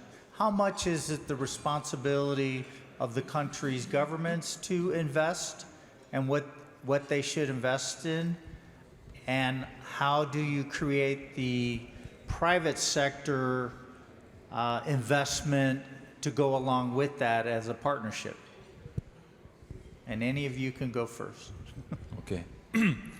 So in terms of where state or the government should invest, I think it's a critical infrastructure so that private investors will come and invest on further. Like, for example, if you build roads or railroads by the state and then services that near the railroad or warehousing or logistics companies then will come and build warehouses, and you will see the increase in the trade volumes and etc. etc. So basically, in my opinion, the government should invest in hard infrastructure, the big and big amounts that get repaid in a long term, where regular business or common business is not coming. So, and after there is a hard infrastructure, then the business will come. That's my opinion. Thank you. For Azerbaijan, for phase 2, the concession will be a concession. So, as my fellow speaker has rightly put, the government will invest in the hard infrastructure, the dredging, building of berths, and then we will try to attract investors to build their facilities on these berths to handle containers or other types of cargo. And similar for the AFEZ, there will be areas where they will just build a hard infrastructure and the investor can plug in for the electricity and the roadways will be built. But however, I think for the AFEZ, they are also already built warehouses, so it's a mix in that area. So I think to answer the question is that depends on the context of what kind of facilities you want to promote and for what kind of investments that you want to bring into the country. Thank you for this question. So I would like to emphasize the importance of public and private sectors partnership. Without a successful partnership, nothing can be succeeded, and it should be felt every moment and every step and every stage of the cooperation. And this cooperation should not be closed only internally in the state, but we should speak loudly, at least on a regional level as well, because a lot of depends on each other, and only with open discussions, maybe at least this kind of forums are helping achieving the goals. And the goal, we all know that we should keep the middle corridor as effective as it is, and we should improve it. Thank you. Okay, well, thank you. Well, follow on to that is we talk about connectivity and whether you should have investment to develop your connectivity so that more investment, whether it be within the country or outside investment, will come in because you make the processes simpler. But that being said, in recent months, there's been announcements, press releases about trade routes that are being developed, agreements that have been made that are not the middle corridor. And what is your feeling of the sense of urgency? Mr.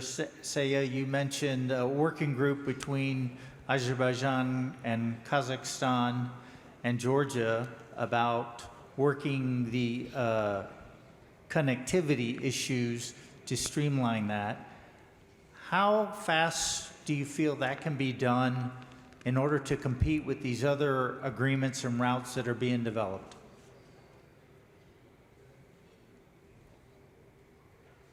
Question.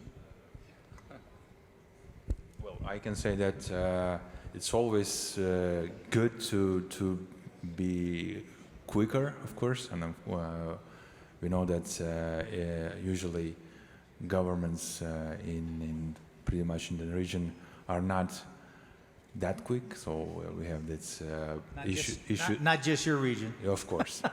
So like we talk to investors, and then we say that we are not naive to say that we're quick and we have issues of bureaucracy, but they also say that we have the same issues in in their countries.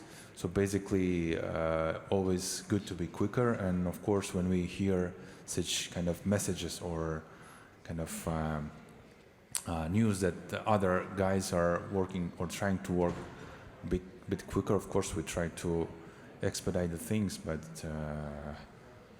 trying to do it faster. But of course, we have our own limitations. I think if you look at the whole Central Asia, as rightly said, there are a lot of corridors. The middle corridor is the main artery, but there are corridors between Kazakhstan, like for example, Almaty and Bishkek, and there are corridors between Uzbekistan, Tajikistan, and also Kyrgyzstan. So all these corridors there, they are the intra-corridors. But once they are developed, they connect to the main corridor, which is the middle corridor. And this can be the main artery link to connect with the markets in Europe, as well as the connect at other world markets after going to the seaports in Boti and in Turkey, connecting to that. So if you look at all these investments, actually it's good. It's not a matter of, I think, the pace of it, but it creates a network effect. So there's more investors coming in. Even in the other corridors, it's good for the middle corridor. So that's my perspective. Just very brief comment. We all see that things are changing very quickly in the region, in the world itself, but from another hand, I would call it a window of opportunities for us. So since the window is opened, we have to use this opportunity, and there is no time to lose. So the cooperation should be very effective, and the goals should be reached as quickly as possible. Thank you. Okay, I want to thank the panelists for this, and I do want to make one comment on my observations in the region on this subject of connectivity and investment. And I've been dealing with the region since 2010. And to be honest, the things I've heard said tonight, both from the panelists and from the speakers, have really impressed me on how things are moving forward. You know, unfortunately, as you mentioned, things don't move at the speed of light, but they are moving, and they're moving forward. So I think that's a great thing. So I want to thank you all for being on here and giving your remarks and your perspectives. So thank you. Along, so I just wanted to welcome everybody and thank you to FGON and CPC for hosting us for this very insightful event. I'm privileged here to speak with my fellow colleagues about energy and climate, two terms that we've heard a lot about over the course of this evening, and I'm excited to get into more detail about how these elements are impacted by the Caspian region and the wider world. So without further ado, just to keep things moving along, I'll pass it over to perhaps Kakajan first, and then to who is the managing partner for Maslahat Chilar. I hope I didn't butcher that too much. After which we'll go over to Robert Schur, who's the head of international affairs from BP America. And then finally, last but not least, Jubo Turashvili, who's the head of energy policy and investment projects department at the Ministry of Economy and Sustainable Development in Georgia. So please, without further ado, Kakajan. Thank you. Thank you, dear ladies and gentlemen. It's a great privilege to be here, and thank you very much, Dr. Efkan and Mr. Ambassador Hoagland, for gathering all of us today at the Harvard Club. As we all know, Caspian region has all forms of energy: fossil fuels, renewables, nuclear energy, and as global transition towards renewables steps up, the region will not lose its significance when it comes to energy security. And renewables has a very big potential, especially when it comes to solar energy. Turkmenistan, Uzbekistan, and Kazakhstan has the greatest capacity. And when it comes to wind energy, as our colleagues correctly mentioned, Kazakhstan and Azerbaijan and Kyrgyzstan has the greatest potential.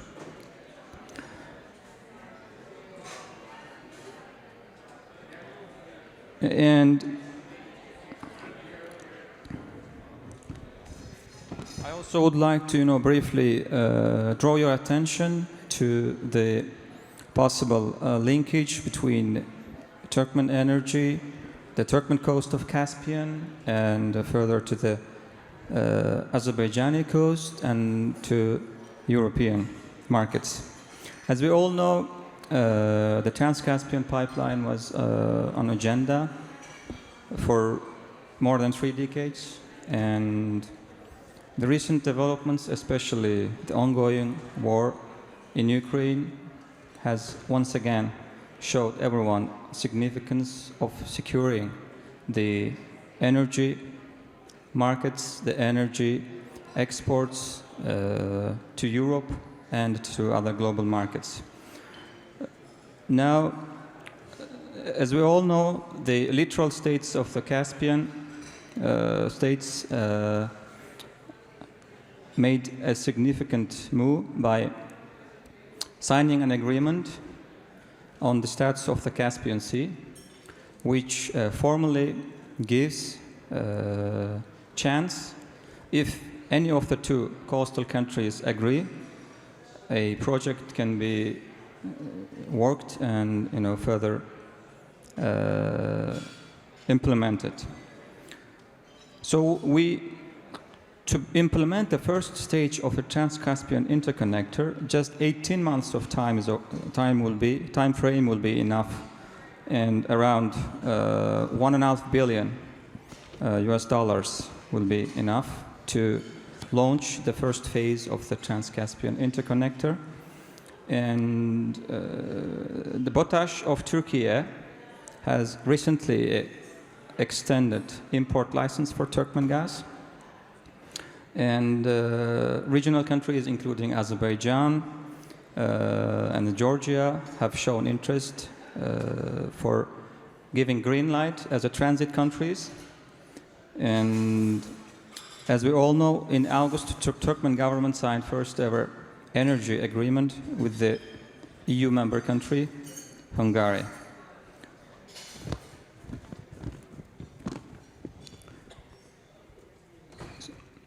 And wherever I go to the region, I see an increasing trend of regionalism.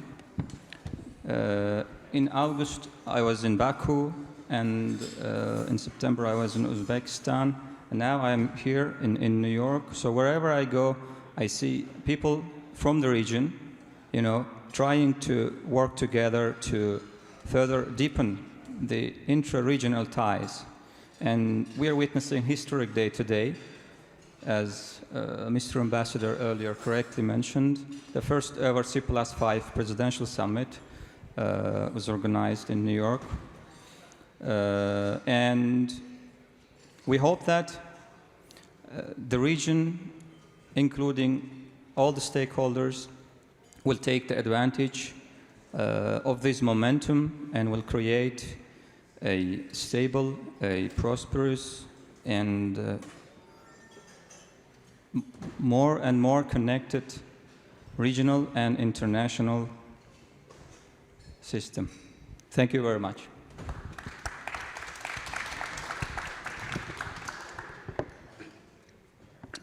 So it's late.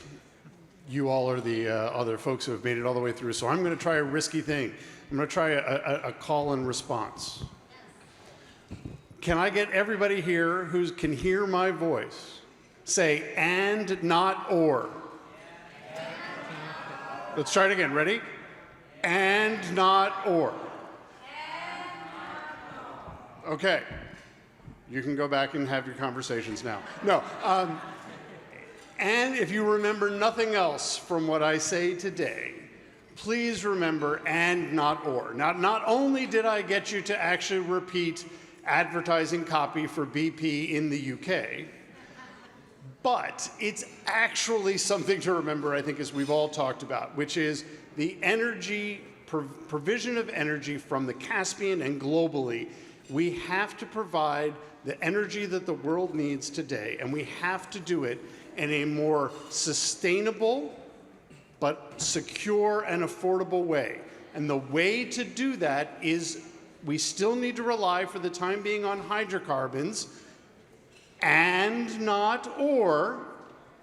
You guys missed it. Ready? And renewables at the same time. This is not a choice between the two. The world expects and demands that there will be energy to help the transition of people getting out of poverty, of societies developing. We need energy to be a part of that. And for the time being, we still need hydrocarbons to be a part of that. But as well, we need to look for cleaner ways to provide the energy that the world needs today. And you've heard that up here. But I really want to emphasize that that's not just a BP ad line, even though it is, but it is also what the world is looking for and what this region is talking about. And if you listen to many of the people up here on the stage who have frankly already said most of the things I would have otherwise said today, they are talking about how we can do both at the same time, because the world does need, as I said, affordable, secure, and increasingly green energy, because we only have a limited amount of carbon that we can put into the atmosphere. So here's the thing. How does the region do it is the question. I'm here to tell you that we have started on that, but there's a lot more work to do. So in terms of things that I know about and that I get to speak about in terms of BP, but looking at the region, we are looking at electrifying Shanghai Terminal. Why? So that we can then provide green electrons for the production of the gas that Europe is desperate for, that's coming from the region. That's an and not or kind of principle. What else are we doing? We're doing solar projects within Azerbaijan. And Azerbaijan's not just looking at BP for solar projects. The region's not just looking at wind and solar from one company. It's looking from the world, and we all have to be able to respond to that, while at the same time recognizing that we still need to figure out how we can get cleaner hydrocarbons and decarbonized hydrocarbons into the world for the time being. This is the challenge. What I'll say is that the way to get at this challenge is the way we've gotten at many of the traditional hydrocarbon challenges in the regions. One, partnerships. We talk about we a lot in the region as we're talking about things. What is that we? Well, let's talk about public-private partnerships. It's about working together, and we in BP could have no better partner than SOCAR, which I think cannot be represented but you know, that's a huge piece with the country of Azerbaijan. But the partnerships between the NGO communities, between business communities, between governments are key to how we can move forward. What's another thing? Integration. It's been a common theme for the CPC workshops. Just look at the Southern Gas Corridor going through 6 nations, involving 7 nations, and 11 off-takers for over 3,000 kilometer pipeline. That's about cooperation. And we also have to have technical expertise. That's what you've seen in a lot of the work that we've done on hydrocarbons, but it has to pertain to what we need to do in renewables, in hydrogen, in wind, in solar, and whatever else it is that we're looking at, be it technology, you know, for storage or being able to actually transport hydrogen. Those are the things that made us successful in the Caspian region, when the only thing that people were looking at the Caspian region for was, in fact, the hydrocarbons. That's why I think the region is well primed to take advantage of the energy transition, which has to happen because we need to have the hydrocarbons to help the world today, and let's try it one more time, and not or, yeah, I knew it was risky, the transition fuels that were going to get us to the future. Thank you.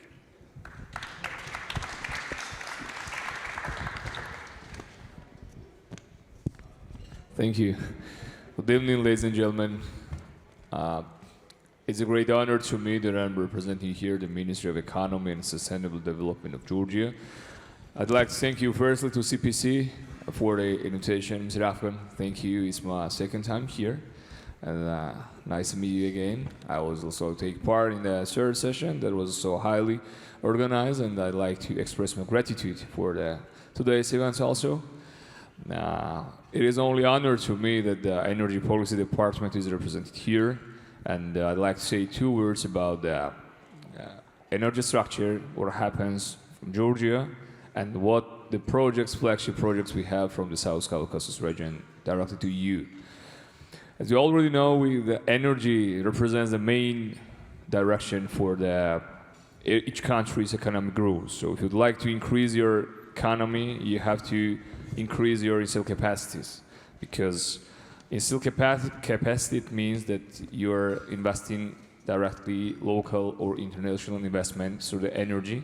And on the one hand, you're getting the investment, on the other hand, you're getting the electricity that you have, and then have the right and option to sell the electricity wherever market you want. And Georgia naturally has its strategic location, and it represents some kind of bridge between east and west part of the world. That means that it deserves to be the bridge of energy also. I'm telling these words because the understanding of the bridge, there was discussions about the Black Sea submarine cable project that represents for Georgia one of the most flagship projects. And it means that, frankly speaking, it will be the bridge for the South Caucasus country to European Union. As you already know, we have signed 2016's association agreement. This means that we are doing all the essential steps in order to be part of EU. That means that we are following this direction. Of course, the most important is the USA, also one of the major partners of Georgia. But the Black Sea submarine cable project will be one of the most important and practical steps toward the EU direction. Understanding of the Black Sea cable is that produced electricity in the South Caucasus region will sell to European market. And it means that this project, of course, created and owns Georgia, but there are several countries, Azerbaijan, Romania, Hungary, involved in the project, and of course, also another countries has expressed their interest to join the memorandum of understanding that has signed between these 4 countries, Bucharest, 2021. And the main goal is to create environment for the region in order to strengthen energy security and, the most important, diversify the energy resources. And this project will be a role for countries project that supports the whole region for the energy security that represents one of the main goal of Georgia. This is a national goal, like to increase installed capacity. Unfortunately, we are imported country at the moment, just especially the winter months is when the consumption is more than production, we are importing electricity from the neighbor countries. But on the other hand, we have too much resources, like more than 26,000 rivers, more than too much resources from wind or solar. And the key is to identify the local sources, do the transit project, the Black Sea submarine cable project as soon as possible, and then support the whole region in order to strengthen and finally reach the energy independence. Thank you. Great. Thank you very much for all of the panelists' very informative opening remarks. So just to get us started, and we'll try to keep this Q&A relatively brief, kind of alongside Robert's and not or principle, which I think is a very catchy slogan and very true at the same time. So, a lot of the panelists today have spoken about a lot of the opportunities within Caspian states, both from an energy security, but also climate change perspective. But there's also several challenges that the region faces, including trade barriers, capacity, the bottlenecks that we've discussed earlier, and of course, higher geopolitical risk. So with all of these challenges, and this is kind of open to anybody who wants to take this, is there a sustainable path forward for U.S. Caspian region energy cooperation? And perhaps alongside that, will the competition between the US and China either speed up or slow down the energy transition in the Caspian region? So, I don't know, maybe Robert, if you'd like to start us off? Sure. So I think, I think there are many people here who might speak for the U.S. government. I am not amongst them. But I do think that in terms of companies, U.S. companies, Western companies, I think that this region has proven that there are not those barriers to entry. There are not those barriers to companies coming in and working and helping with this transition. This is a region that is familiar to many Western companies, and if it's not familiar to Western companies, I can tell you from BP's perspective, it should be, and there is benefit there to you. So I don't see any natural brakes on that greater cooperation between U.S. Western companies and the region. Will the U.S.-China relationship or competition, I think is the word you used, I didn't use it, you used it, will that slow down? I think, look, we need more renewable and clean energy. We need to see that in this world. Yes, I know, I'm a traditional oil and gas company, but we are serious about recognizing that the world needs to transition. So if that competition between the U.S. and China on this economic sphere and energy development sphere moves things faster in the Caspian or anywhere else, we should all be for it. There are lots of places, and frankly, this is why the U.S. government, I think, talks about the multifaceted U.S.-China relationship. In fact, it's okay to be economic competitors, right? It's something that we see, and that in fact spurs innovation. And this is a place where we need that innovation. We need that competition to be fair, and all Western companies want that to be fair and on a level playing field. But if it can be, then I think we need to look at how we can best use the tools at our disposal, the supply chains that we have that are open and free, and let's all move as quickly as possible towards that goal. Well, further to your comments, I would like to briefly add that we can see, we can expect that there might be, setbacks and improvements when it comes to global transition towards net zero. But I don't think that it's, very straightforward and very easy to guess, to predict, But in the long term, of course, a transition towards green energy, will be a much more on the top of the agenda, and everyone, including China, will, either sooner or later, will see how important global transition is, and will also, from its part, make its contribution towards global transition. I'll try not to give you some kind of political word and say from the energy side that there is no time for competition. From point of view, the competition has to be during the time when there is a balance and all the local domestic sources are allocated from all the countries. And then, of course, the competition, transparent and legally binding environment has to be created, of course. I think that firstly, in order to strengthen all the countries, has to allocate all the local sources, then increase the capacity, even for the transit you have mentioned, and the real competition wouldn't be the purpose, it would be the result, naturally. So I think that there is a time for increasing and the local national interests for all the countries. Great, thank you all very much. I think we have maybe time for one more question. If anybody has any questions from the audience, we're glad to field that as well. Yes?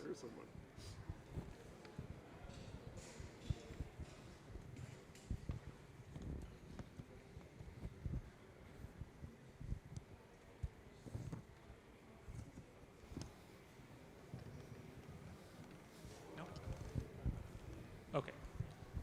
In that case, I have one final question, and I know some of us have to leave here very shortly, but we've kind of talked a lot about U.S., EU, international cooperation in this region.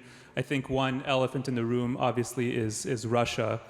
So depending on the outcomes of Russia's invasion of Ukraine, how can different outcomes affect the Caspian region's energy sector, both perhaps from a positive and a negative standpoint, if anybody would like to take that?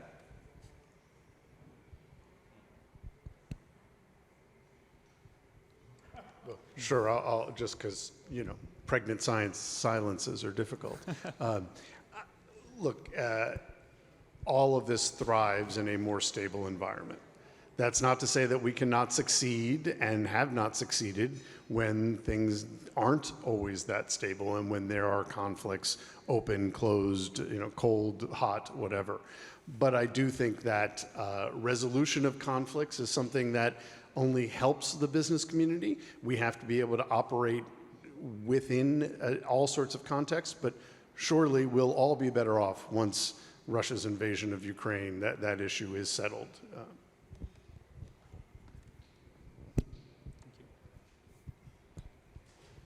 Any others?